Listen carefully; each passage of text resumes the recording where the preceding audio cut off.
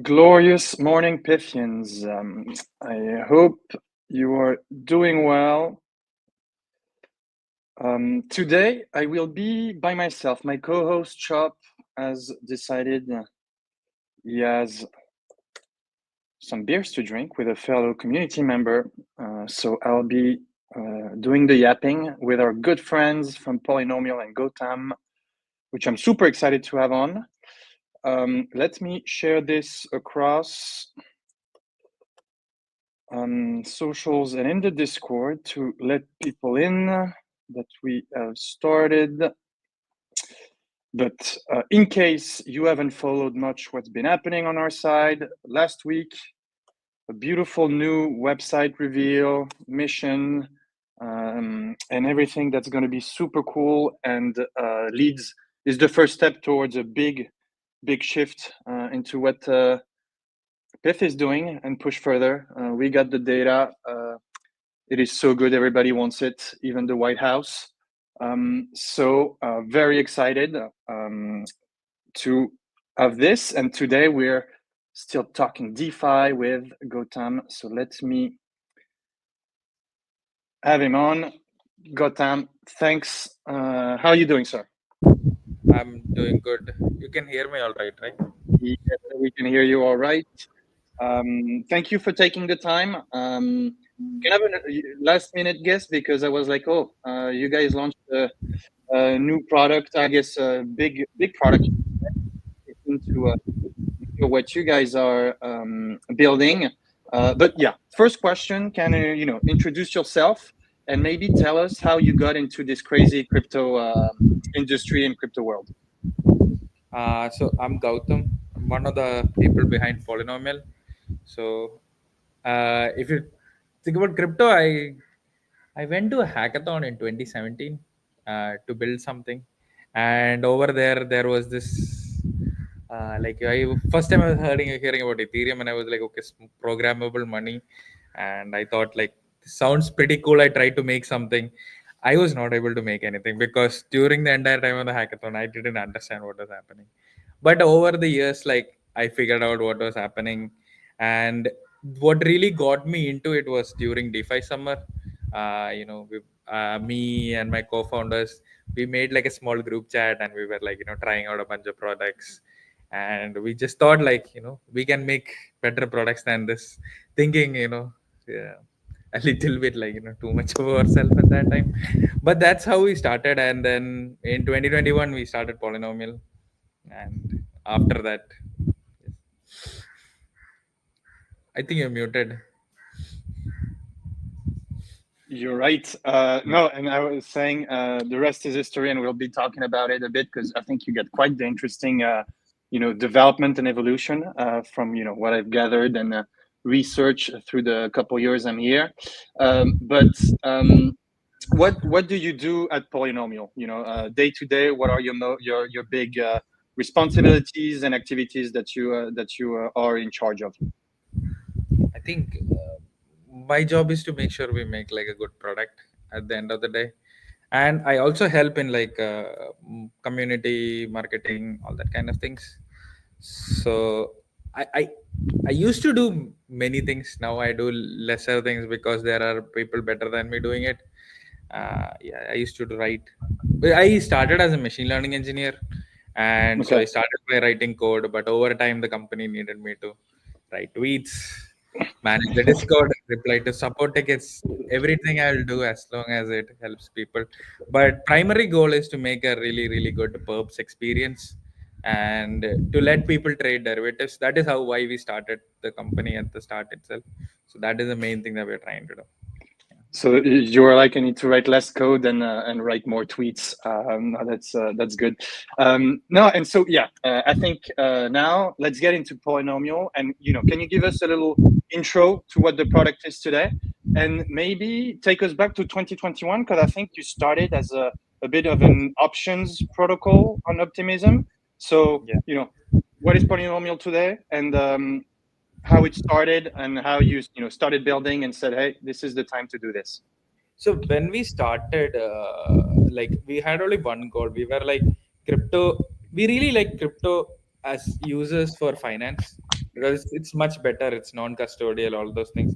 So in any financial industry, the derivative sector is much bigger. So we thought, like, to ourselves, like, it just make natural sense that the crypto derivatives will be like 10 times bigger than the crypto industry.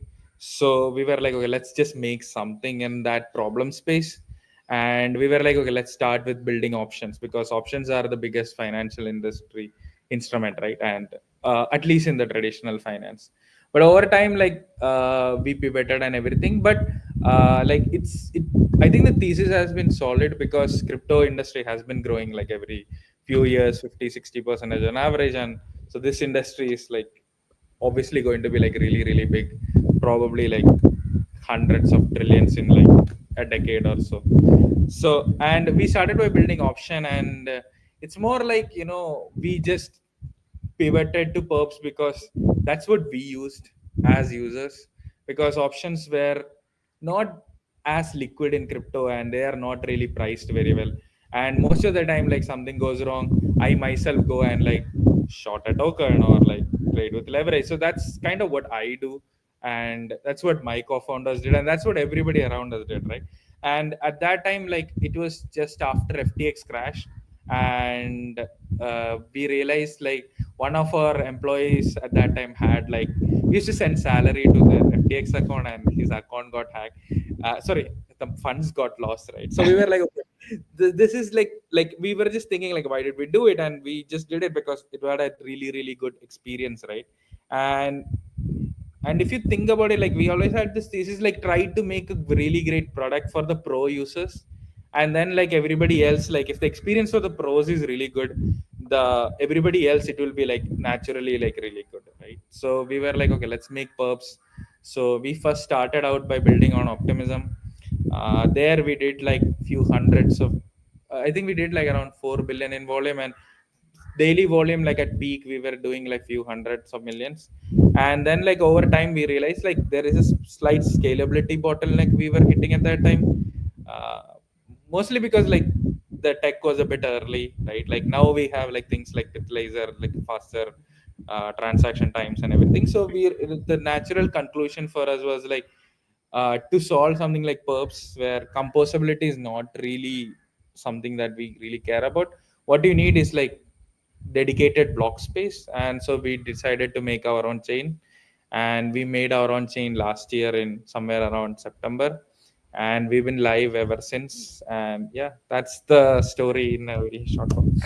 And I think, I mean, to now my view of the PerpDex industries and the products we see, you were a bit, I guess, early on saying, "Hey, I need my own chain." Like, I guess I mean, I guess Piff did this for the price feeds early on, building PiffNet, where before then we were just spamming Solana with all our prices and updates. Now it's on our own environment that we control, and it makes total sense now for PerpDex like you. Hyperliquid's, I guess, a bit doing this.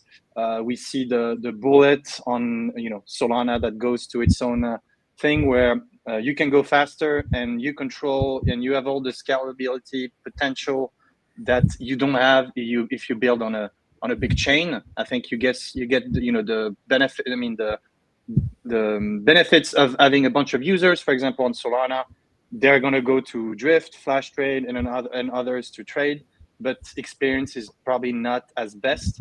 So I mean, how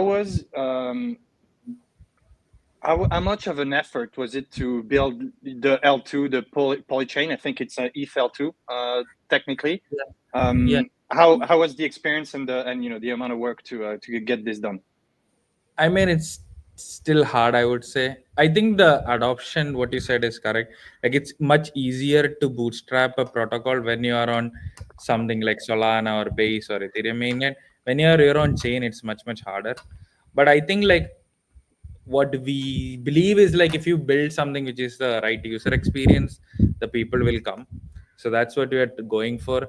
But there are, like, if you make, like, we have gone down the path of like making on an L2, right? Like a decent chain.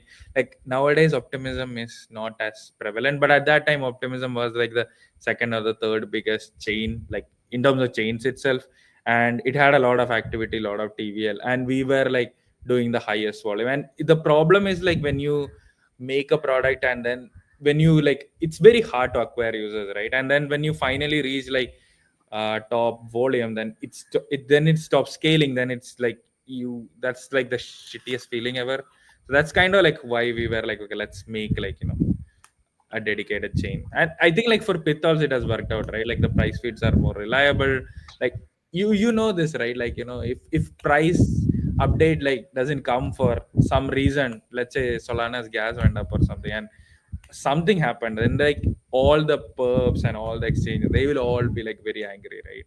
And I think the same thing is for us, right? Like it will be like you try to place a trade and it didn't happen. Like people don't care what happened internally, right? Like maybe gas went up, maybe some NFT mint is happening. Like it is all irrelevant, I think, at the end of the day. I mean, totally, because I mean, it's one thing. I can't remember when was the last real. I mean, it was what, a year and a half, 2 years ago, the last Solana halt, which, well, now nothing could go wrong. I mean, could go through. So that was an issue, and this is where with Pitnets we could, I guess Polynomial at the time wasn't impacted because you could still get the price Right. feeds that were running on Pitnet. So I think, yeah, that was the vision behind it and the scalability to go on a bunch of chains and provide data to as many as possible without being limited to one ecosystem. Because as we've seen, I mean, now it feels like there's less chain launches, or I mean, at some point it was like there's a chain launching every freaking week. So Yes. that's super interesting.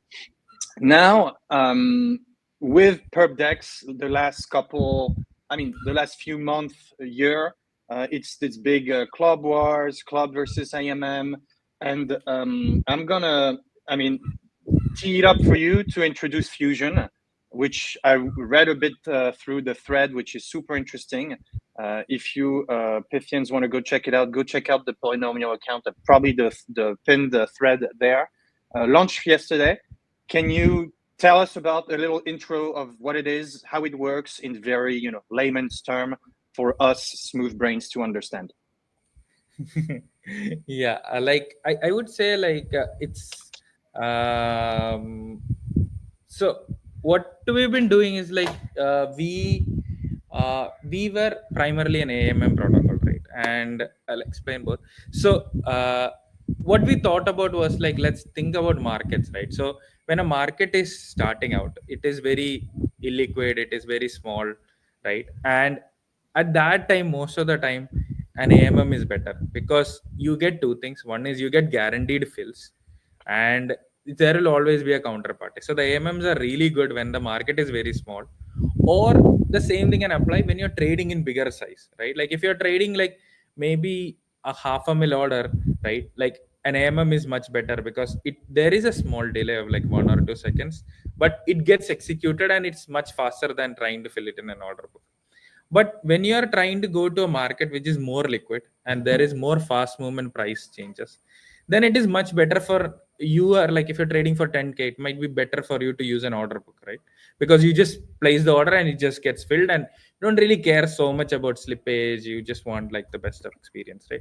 And so order books are really good when the market is very very efficient, right? Like when the market is going. So at the end of the day, an order book is where you and me are agreeing to a price, and it works very well when a lot of participants are there and the market is really hyped up.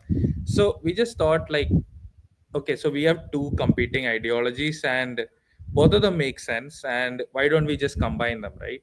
So you have like, think about it as like you have two experts and both of them are just like figuring out like what is the current state of the market and then just like routing it through, right? If the market is very low liquid, or like if the trade is very big, then go through the MM, otherwise go through the order book. So that is how the idea came about. And we thought about it like, I think like it's been like around 1 2 years now we've been thinking about it. And so we finally made it live, and I would say like it's still like in a early stage to what we want it to be. I think it still needs to figure out how to price it differently. And then we, since we just audited, we kept the order book like little bit size limited and everything. But generally idea wise, I think we think like in a deeper level, like this is how markets evolve, right? Like you want a system where it evolves with the market than a system where like you're forcing the market to do something which it's not doing. So it's kind of how we are like thinking about it. And as you, I think you mentioned, is like a new market where there's no liquidity, not too traded, is also very, or in my opinion, very interesting for traders because you can list a hot token or not very early on without being too limited by liquidity. So, oh, there's this new token that apparently a few traders want to, to go degen on. You can do that, and then you have the best of both worlds, which Yeah. kind of, I guess, now that we're talking about, surprises me that because I think you guys are the first one to implement or in this way, that it hasn't been done much before or done at all. Yeah, I mean, like if you really think about it, right? Like the the the power of an AMM is like, one, you can list stuff that doesn't exist on chain also, right? Like you can like list like very very weird things, right? You can have like sentiments, or you can have like bonds, stocks, everything we can list, right? And they will, like, you don't need a lot of traders also, and it will just start trading, and it becomes super interesting. Like, one good thing is, like, since you guys have a lot of price feeds, like we kind of like are playing around with it. I think we have around 70 markets, but we want to like add like maybe commodity stocks, everything, and then just like increase it a bit. And one bottleneck we hit over there was like we wanted to like fix the gas issue, so we changed to laser because it takes lesser gas. And then while we were integrating it, we realized like, oh, it also is like decreasing the time. Like currently it takes like 2 seconds for us to like place an mm order, and we can like, if when we move to laser, we know that we can like kind of make it happen under like 100 200 millisecond. So we are like doing that change also, which is kind of cool, because right now the biggest pain point a lot of people say is like, you're like trading on the exchange, and you try to press a close or an open, and it takes way too much time, and like people really hate that thing. And so for AMM, that was a very big bottleneck. So kind of like also pushing the AMM to also do like much better than what it was doing before also. So like two changes were there at the end of the day. Yes. Yeah, because I've actually been researching a bit, the AMM model and how, I guess, Oracle-based AMMs work and so on. Where I didn't discover, but kind of found out like, oh my God, having a fast Oracle that can update, from 1 millisecond to whatever your needs are, but 50 to 100 millisecond is super important and gets rid of a bunch of issues like toxic flow or arbitrage that can kind of wreck liquidity providers. So um, it's super It's also, interesting. Yeah. it's also like like it's much better experience for traders also, right? They just want it to happen much faster, right? Like you are trading and like a flash crash is happening, and you press close and it takes 2 seconds. You will like, you will throw your laptop out, and you will be so angry at that time, right? So it's just more like like, yeah. just like some hyperliquid traders yesterday or 2 days ago that when it went down 30 minutes. No, but very cool. And actually, not you touched upon it. You have a bit, I guess, around 70 markets. You said. I think you were. Was it last month or 2 months ago? You were on a tear, just listing 5 a week or something like that. So mainly crypto. I mean, I think all crypto. Yeah, all. What are your thoughts now on RWAs, stocks, and so on, as more global viewpoint from yours on saying, hey, PubDex, this is very demanded, yeah, what's the demand, and any plans to do so on Polynomial? I mean, list. You're talking about markets, right? So Yeah. in terms of markets, I would say the main thing is like, what would, most of the time we just ask ourselves what would we trade. And till now, the most of the times the answer has been like, we trade just crypto, and whatever assets we want to trade, we list it. But after a certain point, you run out of bags. Like you don't have, nobody holds like 80 tokens in their hand, right? So over time, like now we are like getting feedback from the community. Some of them want to trade stocks, some of them want to trade commodities. So I do see value in like having an account where you have an S&P long and you are shorting Ethereum, and all cross margin, right? So you don't have capital in like five exchanges. do see a world where like that does have value and you can do it on chain. I'm not very sure like how much volume we can drive from it, right? So that's the only question, right? Like otherwise, like, but it's a bet. I think it's worth taking, is what we have like recently decided. But that does come up with its own challenges, because these markets, they have timings, right? Like they have a opening bell and a closing bell, so that does complicate the system a bit more, because currently perps and everything is made for like a market which is like running smoothly all over time, right? So we need to like modify it a bit better. So that's the major blocker over there. I think we can list commodities and forex like very easily, I think. And that is something that we will be doing in like a month or two.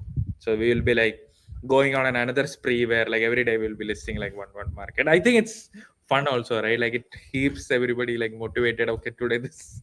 Yeah. No, but I agree, and it's also something I learned with interacting with a bunch of builders. Are like, how do we make stocks markets work? Yeah, there's times, closes. As an Oracle and Pith, it's not the most easy way to price stuff outside of hours. It's not. I mean, it's completely different business. Yet prices change, or you see prices kind of through the night are different of the Tesla stock because after closing hours and so on. So that's an interesting one where I think a bunch of things need to happen to have some really strong um, trading on these. But it's already quite interesting to be. I could hold maybe a bit of tokenized stocks on what is it, Robinhood or even Solana these days to diversify my portfolio. One thing I'm curious about is today, what are your top markets in terms of volume? Where do your traders, spend most time? And is it the same leverage on all markets that you have? So what we do is most of the time we have 50x leverage on ETH and BTC, and everywhere else we have 20x leverage. And I think top market is in crypto always has been ETH BTC, and Hmm. then sold. For the last few months, I think Hype has been doing well. Like a lot of people have been trading it, and I think Pump Fund, Kaito, these things have been doing well. And then like the rest of the token, it's more like, what would you say? It's more like they just come for one day. Like 2 days ago, a lot of people were trading Zora because Yeah. it did 10x, right? And now like nobody's like, not a lot of people are trading it. And then like, so it keeps on, like the cycle keeps on changing. Like people would want to trade like different things, but mainly like it's the majors which drive the volume. I would say like 80 to 90% of the volume is always like ETH and BTC. And you take it in any exchange, it is always the same thing, right? Like ETH and BTC is the primary bread and butter for everyone. And even if I think like even if we add like stocks or anything, the BTC and ETH volume would always be predominant in like, at least in crypto. And so, how much you think? Maybe it's the dumbest question ever, but is it due because you can have more leverage on these? So you have the two at 50, where you would put. I don't know. Solana at 50x leverage as well. Would Solana, catch up to those volumes, or we are just comfortable with BTC? That's the two we know, and we just trade that. I mean, I think BTC is something like everybody trades, right? Like like I think it's more like narrative, right? Like the BTC is the biggest narrative, and so if you're most of the time, like a lot of times people use this as a pair also, right? Like you're trading Sol, you might like long Sol and short BTC, right? Like you're like BTC kind of top, like that kind of trades you cannot take with any other asset, right? That's mostly because it's the grandfather of every on-chain token, right? So it's more like I think it's more like that, right? And a lot of people use BTC signal, right? I've seen like a lot of high frequency traders, what they do is they kind of look at the BTC price, and like in milliseconds they like see BTC went up, then they'll go and buy like Sol or something, right? So it's more like it's very low frequency arbitrage. Those all happens mostly in BTC. I think primarily because of the size, because of the market cap, because of how long it has been. Over time, I think like more markets will be there in that sense. I think in Soul is kind of coming in that sense. I think Hype is also coming decent in that sense. I don't know. No other token is like in that. range. I think Solana has a good shot of like in that thing, like in terms of liquidity, in terms of more people like interested in the token, all that kind of things. Yeah. No, that's super interesting. Now to the next, 6 months of this year and beyond, what are, the key things that you guys will be working on, to improve the product? I suppose a bit of fusion work is still ongoing.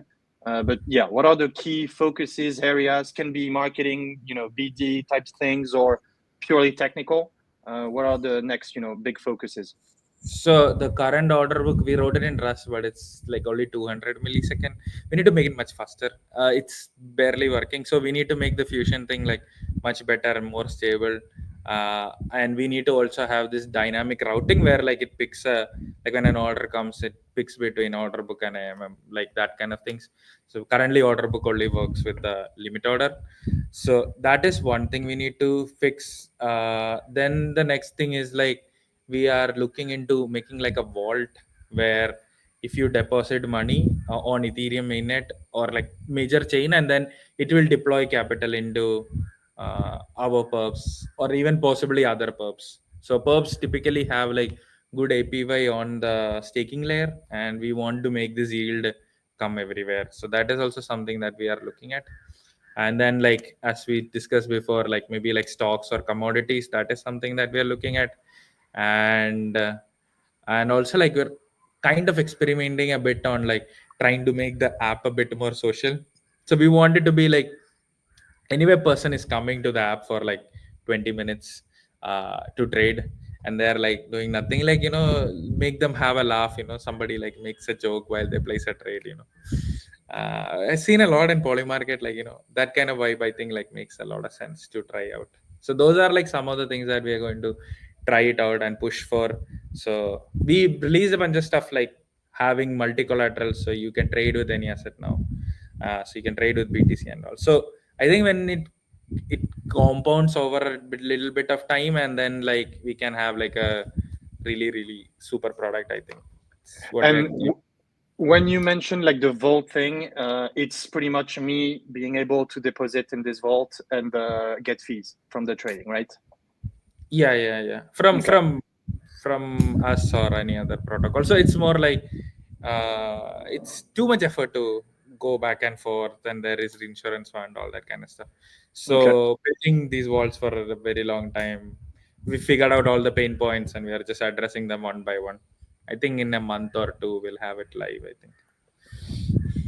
No, very cool. I don't see any questions in the chat. I don't really have any others, except I'll have to ask the one for my co-host Chop, who is doing this weekly thing.